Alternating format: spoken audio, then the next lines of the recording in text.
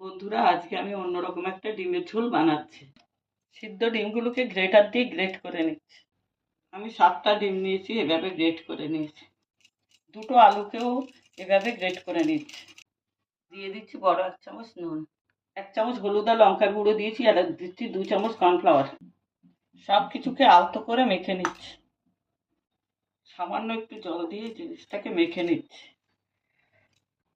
ডিম আর আলুটাকে এইভাবে শেপ দিয়ে নিয়েছি। বড় 2 চামচ জলে 2 চামচ কর্নফ্লাওয়ার গুলে একটু কোট করে ডিমটাকে ভেজে নিচ্ছে।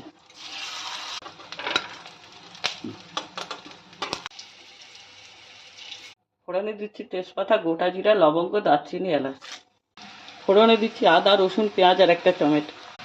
নুন, হলুদ, জিরে দিয়ে দিচ্ছি। টমেটো বাটার সাথে কাঁচা লঙ্কা বাটা দিয়েছিলাম। ঝোল ফুটে গেছে, এবার ডিমগুলো দিয়ে দিচ্ছি।